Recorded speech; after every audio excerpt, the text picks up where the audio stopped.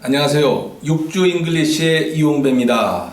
요즘 여러분들 속이 갑갑하시죠? 이 강남 아줌마의 국정농단 사건 때문에 저도 이 촛불 시위라는 거 생각 안 해봤는데 꼭 한번 참여하고 싶다는 생각이 이제 들기 시작합니다. 거짓말이라는 거, 이것은 동서양을 막론하고 누구나 다 하는 가장 비겁하고 용기 없는 행동이죠. 누구나 다 합니다. 그런데 제가 여기서 한국과 호주를 잠깐 비교해 보도록 하겠습니다.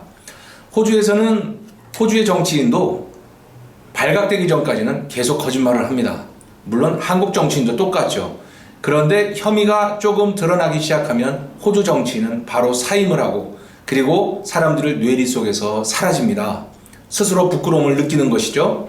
근데 한국 정치인은 끝까지 거짓말을 지탱하다가 잠시 사라졌다가 셀프 용서를 통해서 다시 부활하는 기적을 내는 아주 훌륭하신 분들이라는 걸 제가 알고 있습니다. 호주에서 영어의 욕이 상당히 많습니다. 근데 그 중에 가장 수치스럽게 여기는 것이 liar, 거짓말장이라는 겁니다. Did you say I'm a liar? 그런데 그것이 liar라는 것이 세상에서 가장 불명예스러운, 그것이 확인되는 순간 사라지는 것이 호주인들의 모습인 것을 여러 번 보아왔습니다. 여러분, 이제 제가 오늘부터 여러분들과 하는 그 강의는요, 실제로 제가 의사복장을 한 본연의 임무로 돌아가는 것 같습니다. 외국에서 10년, 20년 박사학위를 받고 돌아오신 한국 유학생들이요, 자기 분야에 관한 것들은 영어로 잘 풀어나갑니다. 그런데 실제로 반상회 옆에 있는 옆집 외국인들과 대화 아니면 다른 분들과 대화할 때는 침묵하는 한국인, 한마디 못하는 경우가 많습니다. 거기에 원인을 제가 한번 찾아볼까요? 여러분들이 시중에서 찾을 수 있는 일상 회화책은요, 대부분 레스토랑 가기, 호텔 가기 이런 걸로 이루어져 있죠. 그래서 일상적으로 우리가 호텔 가고 우리가 레스토랑 가는 게 일상입니까? 아니죠. 우리 매일 하는 데일리 루틴, 하는 데일리 라이프가 실은 일상회화입니다. 저희 나이대가 되면 둘이서 만나서 하는 얘기가 주로 건강에 대한 얘기가 50%, 60%를 차지합니다. 그런데 우리는 거기에 쓰이는 단어들이나 우리가 회화 패턴들을 배운 적이 없습니다. 그래서 여러분들이 이러한 단어들을 처음 마주치시면 굉장히 당황을 하고 또 우리 그 대화에 끼어들 수 없는 그런 부족함이 생기죠. 자, 이 사람의 신체에 관한 모든 생각과 행동 이런 것들을 알게 되면요, 세상의 모든 상황에 그것을 맞출 수가 있습니다. 한 가지 예로, 자, 손으로 하는 동작이 끌어내려 라는 동작은 풀 힘입니다. 풀 다운입니다. 자, 그랬을 때 이 동작을 사람 인간관계에 저희가 대처해 보겠습니다. 자, 저 녀석 끌어내려 라고 했을 때 손으로 하는 그 행동 그대로 pull him down, 그를 끌어내려라, 이런 식.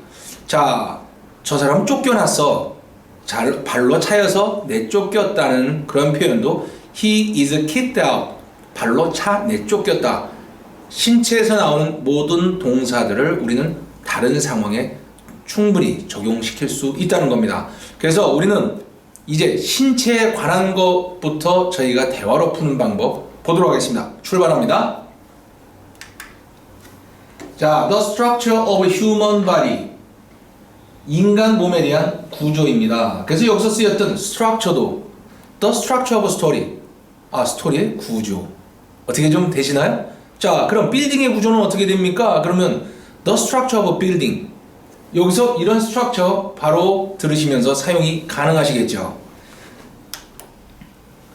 여러분들이 보셨던 해골, 자, 이거 지금 우리가 이제 뼈대라고 우리 골격이라고 얘기하는 건데요, 이것을 우리가 조금 유식한 말로는요, 영어로 skeleton이라고 부르게 됩니다.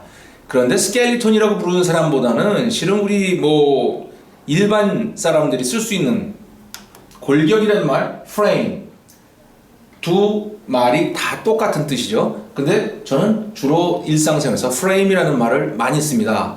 여러분들 frame이라고 그러면 차량의 골격 그 프레임이 어때? 뭐 창틀의 프레임이 어때? 자, 이렇게 쓰셨죠? 결국 그것도 골격이다 라는 말로 사용을 하셔서 다른 분야에 사용하셔도 아무런 문제가 없다는 거죠.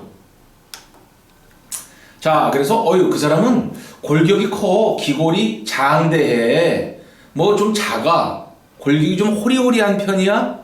뭐 이런 것들을 표현하고 싶을 때, 자, 우리가 처음 사람을 만날 때 first image라는 것이 바로 이런 데서 그 선입견으로 다가오는 것 아니겠습니까? 자, 골격이 크다? I have a large frame.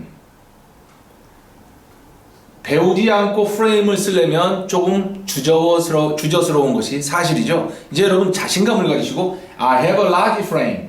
자, 골격이 작다? I have a small frame.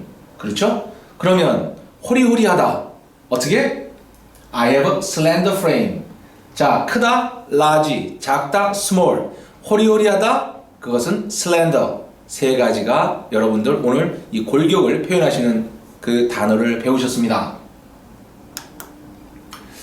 저희가 남 처음 만나는 사람하고 악수를 하면서 가끔 그 악수하는 손목을 보게 됩니다. 근데 어떤 분들은 굉장히 굵은 뼈대가 굵다 하는 그런 느낌을 주시는 분들이 있죠. 그래서 뼈가 굵으시네요. 손목이 얇으시네요. 이런 표현을 하고 싶을 때 여러분들 지금까지 한 번도 안 해보셨죠? 봅니다. I am big boned. 자, 뒤에 ed가 붙였습니다. 비동사 뒤에 ed가 붙였다는 거 특징 한번 얘기하시고요. 그 다음에 뼈대가 I am bony. 이런 표현을 쓰십니다. 둘 다 이 형식이 되겠습니다. 제가 왜 형식을 자꾸 주장하는지 자꾸 공부하시다 보면 그 중요성을 점점 더 크게 느끼시게 될 겁니다.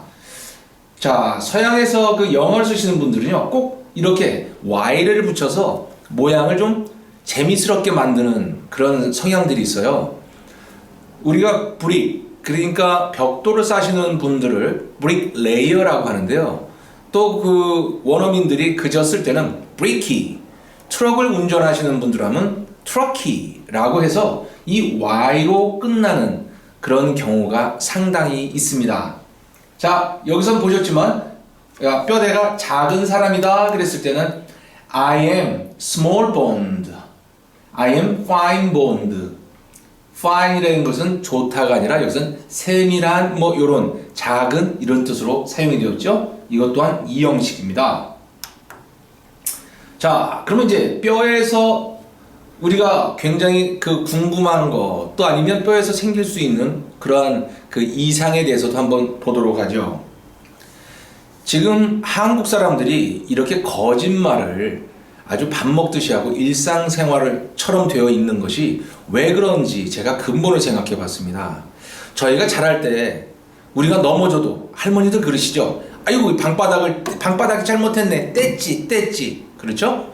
그러다가 지나가다가 뭐 연필이 부러져. 그러면 아이고 연필이 잘못됐네. 연필 뗐지 해주셨던 그러한 습관들이 남에게 핑계를 대는 그런 비겁한 마음을 저희한테 일상화시킨 것은 아닌지 우리 한번 좀 되돌아봅니다. 제가 굉장히 기분이 나빴던 것은 이런 경우가 있어요.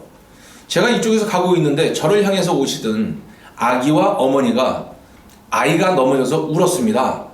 그랬더니 이 어머니가 저를 보시면서 검은지 온다 검은지. 그래서 제가 순간적으로 뒤를 돌아봤더니 저 혼자밖에 없습니다.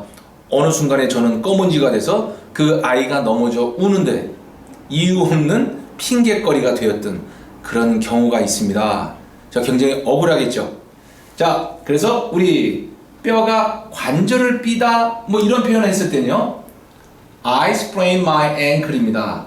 나는 내 발목을 삐게 했습니다. 내가 삐었습니다. 자, 그러면 내가 삐지 않고 딴 것에 의해서 삐었다 그러면 주어가 달라지겠죠. 자, 이거 삼형식인데요. 자, 그런데 요즘에 우리 햇볕을 너무 안 쐬서 비타민 D가 부족하죠. 한국 여자분들 제가 깜짝 놀랐습니다. 한국에 왔는데 무슨 용접하시는 분들처럼 전부 다 꺼멓게 얼굴에 쓰고 다니시고요. 또 수건으로 여기까지 해서 강도인 줄 알았습니다. 만약에 호주에서 그러한 모습으로 은혜를 들어섰다가 바로 경찰총에 맞을지도 모른다는 불안감이 엄습합니다. 자, 우리 뼈를 좀 튼튼하게 해야 되겠죠? 그랬을 때는 이런 뭐 비타민 D는 strength bone structure 아니면 비타민 D strengthen bone 이렇게 해서 삼형식으로 표현을 하게 됩니다. 이것은 튼튼하게 하다, 힘을 주다 뭐 이런 뜻인데요. 자, 팔에다 힘 좀 줘봐.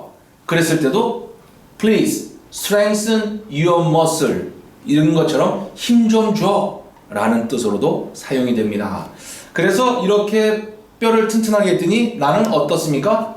나 뼈가 튼튼해요. 이런 표현은 I have strong bones입니다. 되셨죠? 그럼 저희가 비타민 D가 부족해서 뼈가 자꾸 약해지죠. 뼈가 약해지다 한국말 뼈 약해집니다. 영어로 bones weaken. 뼈가 약해집니다. 그러면 어떻게 되죠? fracture. 부서집니다. 나는 이게 일형식의 문장입니다. 지난번에 제가 동사에서 표현했듯이 이런 것들을 우리 전에 수동적 자동사라고 배우셨는데요. 앞으로 그런 말 쓰지 않기로 했죠. 바로 오늘 이 수업을 끝나고 weaken이라는 것을 바로 사전에서 찾아보시면 앞에 어떤 것도 주어로 올 수가 있구나. door opens. 문은 열린다. 라는 뜻으로 사용된 것처럼 이것도 사용이 됩니다. 자, 그래서 뼈가 약해졌더니 나는 뼈가 약합니다. 라는 표현은 I have weak bones. 이렇게 해가지고 삼형식으로 표현이 가능합니다. 자, 그러면 뼈가 약해지면 이제 뼈에 금도 가겠죠? 자, 금이 가는 것을 어떻게 표현을 하는지. crack. crack이라는 이 단어의 뜻이 상당히 많습니다. 그런데 동사로 쓰일 때는요, 금이 가다, 뽀개다, 쪼개다라는 뜻이 있습니다. 그래서 I cracked a bone in my arm. 나는 뼈를 내가 부셨어요. 어디에 있냐면요, 장소 내 팔에 있습니다. 자, 그것을 우리가 삼형식인데요. 내가 뼈를 부셨는데 이 뼈가 더 중요합니다. 그래서 my arm is cracked. 삼형식 수동태로 쓰였죠. 내 팔은 부서지었습니다. 라는 표현이 되겠습니다. 자, 이랬을 때 또 crack이라는 것이 금, 부서짐 이런 명사의 의미도 있기 때문에 I had a crack in my arm. 자, have와 get이 똑같듯이 여기서 had는 gat으로 변했다는 거 여러분 이제 인지하시죠? 자, 그럼 crack 대신에 이렇게 fracture라는 걸 쓰시면 이것 또한 금가다, 부서졌다 이런 의미가 있습니다. 자, I got a fracture. 이거 굉장히 원어민들 많이 쓰시는데요. crack과 fracture가 어떤 신체 부분이 나오고 여러분 귀에 들린다. 그러면 이것은 뼈에 문제가 있다고 바로 생각하셔야 됩니다. 뼈에 금은 갔는데요. 아주 실금이래요. 여러분들 엑스레이를 병원에서 찍어보시면요. 기부살 정도는 아니지만 작은 실금들이 가 있습니다. 여러분들 또 치아를 엑스레이 찍어보시면요. 보이지 않는 금들이 많습니다. 그러한 실금을 뭐라고 표현을 할까요? I had a hairline fracture in my arms. hairline이라네요. 즉 머리카락 굵기 정도의 작은 것들을 우린 hairline이라고 부릅니다. 자, 여기서 head가 쓰였으니까요. got도 쓰일 수 있겠죠? I got a hairline fracture in my arms. 이거 삼형식 되겠습니다. 자, 여러분들 거짓말을 하다 보니까 자기가 거짓말을 하는지도 모르고 사용하시는 분들이 많아요. 제가 지나가다가 어떤 식당을 봤는데요. 50년 전통의 30년 스테이크 전문점이라는, 아마 주인도 읽다 앞뒤가 맞지 않는 것을 인지하지 못하는 그런 것도 봤습니다. 그런데 봉천동에 가면 제가 한번 말씀드렸죠. 아주 정직합니다. KBS, MBC, SBS에 작게 쓰여 있습니다. 한 번도 나오지 않은 식당이라고. 굉장히 정직한 식당 같습니다. 자, 그래서 다음 거 넘어가 보죠. 그러면 이제 금이 갔는데요. 부러졌습니다. 그것을 우리는 fracture, 골절이라고 하는데요. 뭐 뼈라고 붙여주면 어디에 금이 갔는지가 더 정확하겠죠? bone fracture라고 그러면 골절이라는 게 더 명확해지겠죠? 그러면 여러분 다리 골절이라고 하는 거 여러분 장문 그렇죠? fracture of leg 이렇게 하셔도 됩니다. 아니면 뭐 더 쉽게 하시려면 leg fracture라고 해도 못 알아들을까요? 다 알아듣죠? 그렇게 되면 뭐가 되죠? 합성명사, 명사와 명사가 합쳐져서 하나의 또 의미를 갖는다. 그러면 단순 골절, 단순은 뭡니까? 심플이죠. 맞습니다. 심플 프랙처예요. 한 번만 부러진 거. 그러면 우리가 교통사고가 나서 아주 복합 골절에서 손을 댈 수 없을 정도로 많이 부서졌다. 이런 표현을 할 때는 복합 그렇죠. compound fracture라고 우리가 불러줍니다. 그런데 요즘엔 나이가 들어서 운동을 많이 합니다. 등산을 갔다 오고 뭐 이렇게 또 많이 뛰시면 연세가 드신 분들은 그게 피로가 누적돼서 뼈가 약해집니다. 그래서 나도 모르게 부서지는 경우가 있는데요. 그것을 우리는 스트레스 받았다고 하죠. 그래서 피로골절이라는 표현도 한번 보죠. 스트레스 프랙처입니다. 여러분이 이제 의사에 버금가는 이러한 아주 전문 용어들도 아주 쉽게 쓰실 수 있겠죠? 이런 거 안 쓰일 것 같죠? 곧 쓰일 수 있습니다. 자, 그럼 이제 아예 뼈가 부러지다 라는 말을 했는데요. 부러진 다리 라는 표현을 이렇게 broken leg이라고 우리가 표현할 수 있겠죠? 이렇게 아주 부러졌습니다. My leg breaks. 내 다리 부러졌어. 한국말 그대로 표현해도 되죠. 이거 일형식입니다.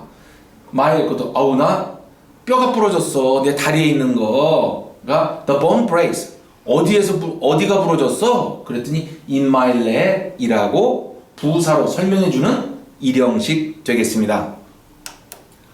그 다음에 내가 내 다리 아주 부러뜨렸어요. 이런 표현을 합니다. I break my leg. 그렇죠. 그러면 철수가 내 다리 부러뜨렸어요 라고 하면 철수 breaks my leg 이라고 할 수 있죠. 왜 제가 철수를 이 주어에 대신 대입해 보느냐 이런 이유는 우리는 전부 다 다리 부러졌다 그러면 모든 영어책에 그냥 I break my leg 이라고 있습니다. 다리가 부러진 게 꼭 나 때문에 언제든지 부서지는 건 아니죠. 그렇기 때문에 이것은 제3자의 이름도 넣을 수 있죠. 자, 그래서 이것을 수동태로 하면 my leg is broken 이라고 표현이 가능합니다.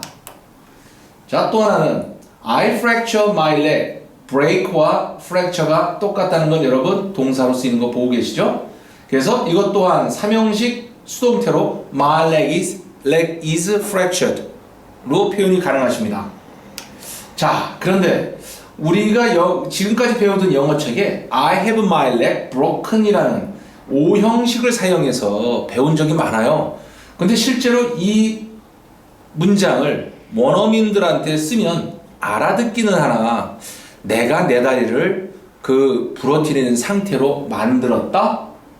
라고 하는 표현은 좀 어색하지 않느냐 하는 것이 약 80% 이상의 원어민들의 의견입니다. 그래서 이것은 뭐 또 저 혼자 주장한다고 옳은 것은 아니니까 이것은 여러분들의 선택에 맡기도록 하겠습니다. 자, 다리가 부러진 것까지는 여러분들 많이 하세요.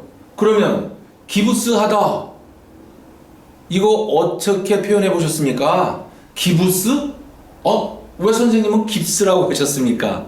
제가 줄여봤는데요. 자, 이 기부스를 만드는 이 재료가 실은 플라스터라는 재료를 사용합니다. 즉 석고와 합친 것들, 또 어떤 것들은 석고 말고 또 다른 재료, 그래서 어떤 표현을 쓰는지. 자, 이거 지금 발에 이렇게 쓰고 있죠. 그러면 기부스 하다를 하나의 동사가 아니라, 자, 옷을 입었을 때 wear라는 말을 쓰죠. 자, 이거 어떻게 표현되는지요? I wear a plaster. 이거 삼형식입니다. 플라스터를 나는 입고 있다. 이런 뜻이 되겠죠? I wear a plaster. 되셨죠? 그러면 나는 플라스터, 지금 기부스가 필요해요 라는 말을 했는데 어떻게 표현한지 I need와 I wear plaster 두 문장을 합쳐서 주어가 사라진 자리에 I need to wear a plaster. 아유, 나는 이거 기부스 하는 게 필요합니다.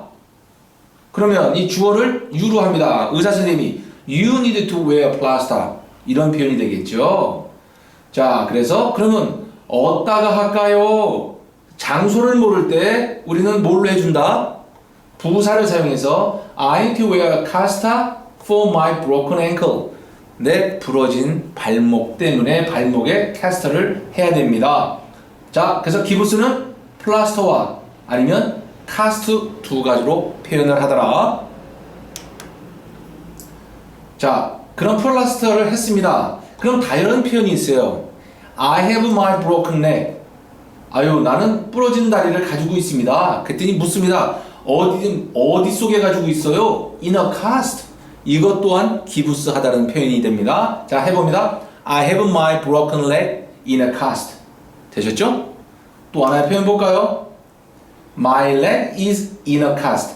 내 다리는 존재합니다. 카스터 안에. 즉, 이것 또한 기부스 했다는 뜻이 되겠죠. 아이고, 여러분들 이제 많이들 배우시는데요. 거짓말을 하다 보니까 우리 중국집만큼 거짓말 잘하는 데가 실은 우리 없었죠. 농담의 소재로 좀 많이 쓰였는데요. 아니, 전화를 하면 아유, 출발했습니다. 이제 대문 앞에 띵동거릴 겁니다. 그러고도 30분 동안 도착하지 않았던 것이 중국집의 거짓말이었죠. 어느 날 제가 전화했습니다. 짜장면 시키려고. 그래서 여보세요, 중국집이죠? 그랬더니 아유, 출발했습니다. 아유, 사장님 아직 주문도 안 했는데요. 그랬더니 아유, 그러면 곧 도착하겠지요 라는 자연스러운 거짓말을 중국집 사장님들 많이 하셨죠. 오늘부터 그런 거짓말 안 하시기 바랍니다. 최순실 씨와 동일 인물 되지 않으시려면요. 자, 이제 뼈가 붙다 그랬더니 본드를 생각하시는 분도 있습니다. 혹시 본드도 쓰면 맞는 말일 의미 전달은 될 수는 있겠죠. 그런데 실제로 정식적인 표현은 니트입니다. 니트. 자, 뜨개질하다 생각나십니까? 그래서 여기서 이거 니트 입었어요 라는 뜻도 니트였죠. bone knit. 뼈는 붙습니다. 이거 일형식 되겠습니다.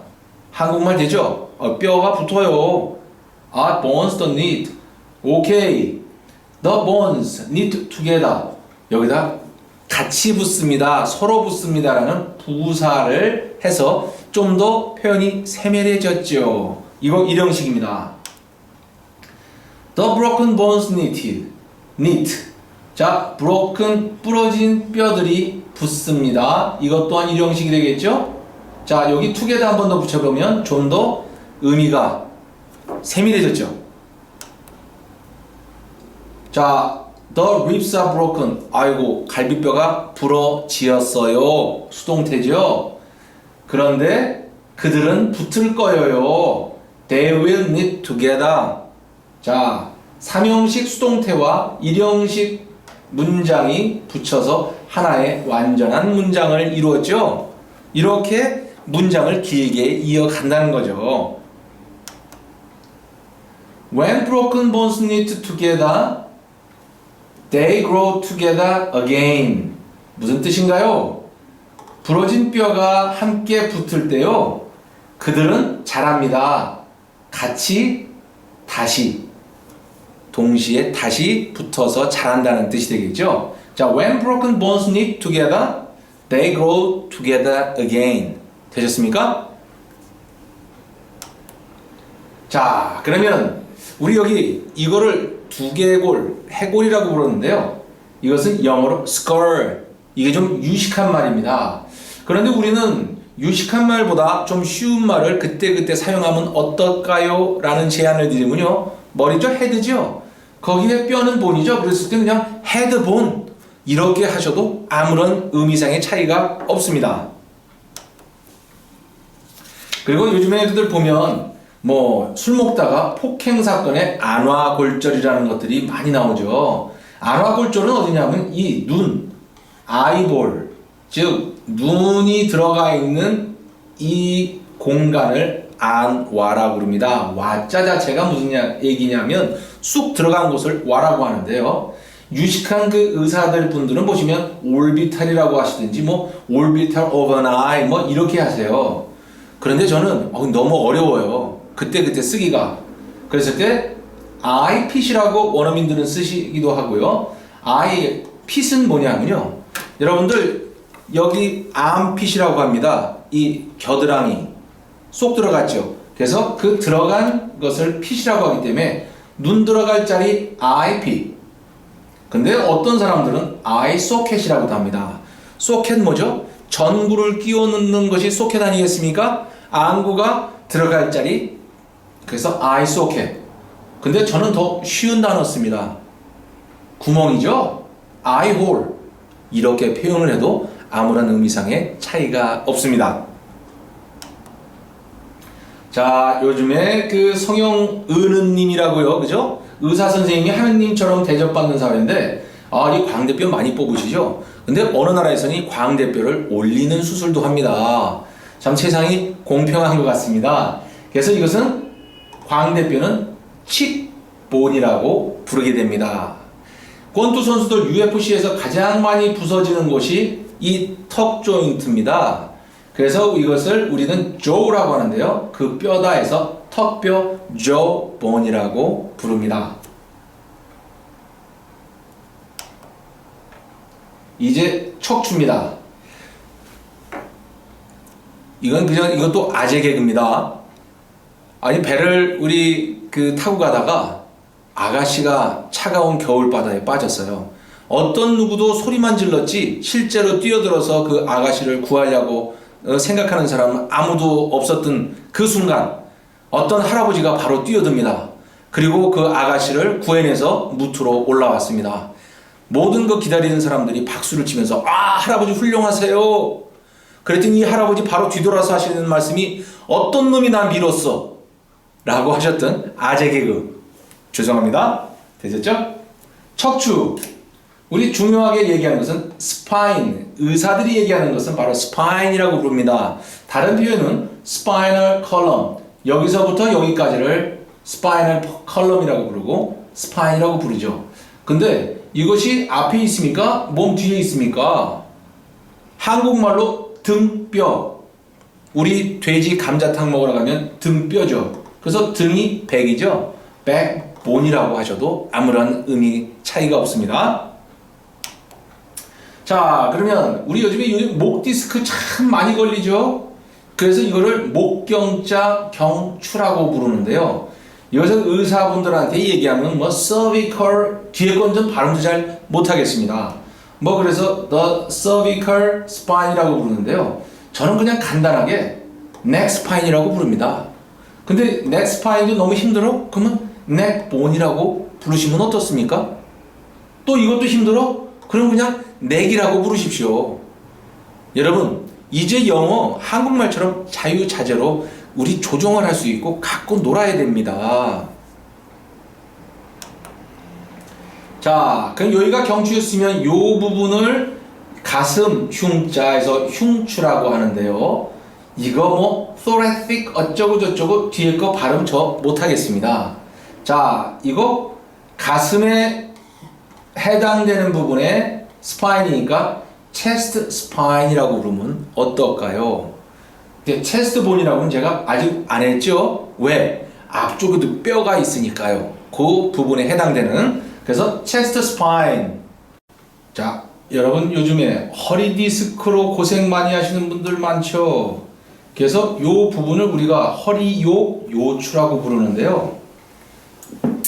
그래서 의사 선생님들은 룸바 어쩌고 저쩌고. 저도 이 뒤는 발음하기가 너무나 힘듭니다. 룸바. 제 지금 이 강의를 한국이 아니라 지금 미국이나 호주, 영국에서 보시는 분들도 있기 때문에 여러분들 혹시 병원에 가시면 참 표현하기가 힘들다 생각하시면 여러분들 브라질 춤 삼바 여인 그 브라질 춤들을 보면 전부 다 허리를 많이 흔드는 그러한 춤입니다. 그래서 혹시 삼바는 룸바에서 나온 것은 아닌가 하는 믿거나 말거나입니다. 자, 저는 그래서 이랬을 때는 이 허리 부분을 waist라고 하죠. 그래서 waist spine이라고 저는 간단하게 얘기를 합니다. 다 알아듣습니다. 자, 그러면 이제 척추에서 앞쪽으로 옵니다. 여러분들 여기 요 빗장뼈를 뭐라고 하는지 아셨습니까? 여러분들이 와이셔츠를 입으면 이것을 우리 칼라라고 하죠. 왜 칼라라고 합니까? 빗장뼈 위에 위치하는 거기 때문에 칼라라고 하지 않았나 하는 제 엉뚱한 생각을 해봅니다. 이것도 믿거나 말거나입니다. 그래서 이 빗장뼈를 저는 제가 그런 게 아니라 그것을 칼라본이라고 합니다.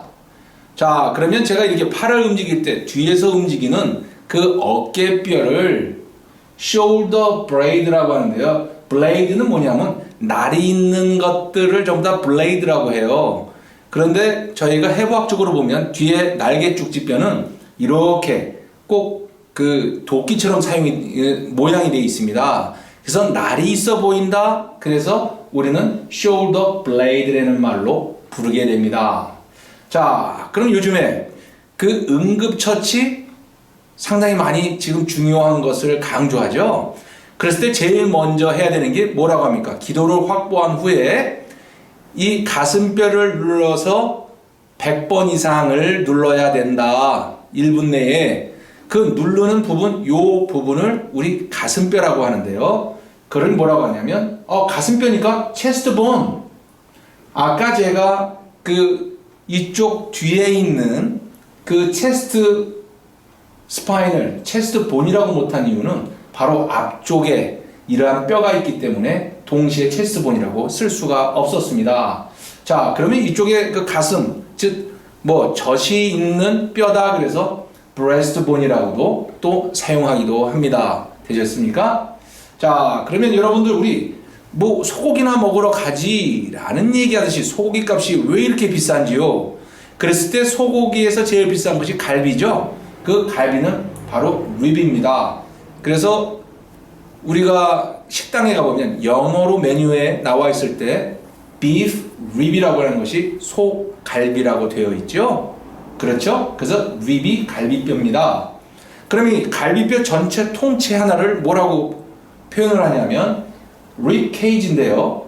여러분들 UFC 보면은 그 팔각형의 링을 뭐라고 부르냐? 링이라 부르지 않고 케이지라 부르죠. 바로 새 장처럼 비슷하다. 그래서 이 갈비뼈 전체를 우리는 립 케이지라고 부릅니다. 되셨습니까? 자, 그러면 골반뼈, 우리가 얘기하는 그 엉덩이가 크다고 하는 것은 실은 힙은 그 엉덩이의 뜻이 아닙니다. 바로 허리 밑에 골반과 접촉되는 부분을 힙이라고 합니다. 그래서 그것을 우리는 힙본이라고 하죠. 그런데 옛날에 그랬죠. 이 골반이 크면 힘을 잘 쓴다 라는 말이 있는데요. 과학적인 이유가 있습니다. 왜? 근육이 큰 골반을 지탱하려면 작은 골반 가진 사람보다는 그 주변 근육이 상당히 강화돼야 된다. 지탱하기 위해서 힘이 세진다. 그런 뜻입니다. 요즘에 골반요. 그래서 골반에 대한 것이 미의 기준이 조금 바뀐 것을 요즘에 좀 느끼는데요. 꼭 크다고 좋은 것도 아니고 또 작다고 해서 문제가 있는 것은 아니겠죠? 자, 그러면 여기 우리가 보는 허벅지에 관련된 뼈를 허벅지를 타이라고 합니다. thigh. 되셨죠? 그래서 이거 타이본이라고 하는데요. 되셨습니까? 그러면 무릎에 있는 그 뚜껑처럼 생긴 그것을 우리 꼭 뭐같이 생겼습니까? 모자같이 생겼죠? 그래서 니캡이라고 합니다. 그럼 무릎 밑에 있는 정강이뼈, 우리가 조인트 까졌다. 군대 갔다 오신 분들은 늘 알고 계시죠? 조인트 맞았다라고 하는 그 정강이뼈를 우리는 씬이라고 하는데요. 거기에 뼈기 때문에 씬본이라고 합니다. 그 다음에 발목뼈는 이렇게 표현하기가 힘들어서 앵클이라고 부르게 됩니다. 되셨죠? 그러면 선생님, 여기 관절들을 뭐라고 부를까요? 라고 하면 우리 자동차에도 보면요, 유니버설 조인트, 왜 다른 그 구동축을 다른 그 달리는 힘을 전달하는 것을 조인트라고 하는데요. 조인트는 즉 관절이라는 뜻입니다. 그러면 어깨 관절, shoulder joint, 팔 관절, 우리가 엘보우라고 부르지만 이거 arm joint, 손목, 리스트가 생각나지 않았을 때는 hand joint, 무릎, knee joint라고 부르셔도 의미상에 아무런 차이가 없습니다. 여러분들, 우리는 엑스레이를 찍어서 퇴행성 관절염이 아니라 내가 잘못을 느끼면 바로 무릎을 꿇어서 용서를 구할 수 있는 습관성 관절염이 걸리는 것도 실은 괜찮다는 생각을 해봅니다. 여러분, 오늘 우리 골격에 대해서 배웠는데요. 일주일 동안 이거 열심히 공부하셔서 일부러 병원에 한번 가보시는 그런 경험도 쌓아보시기 바랍니다. 감사합니다.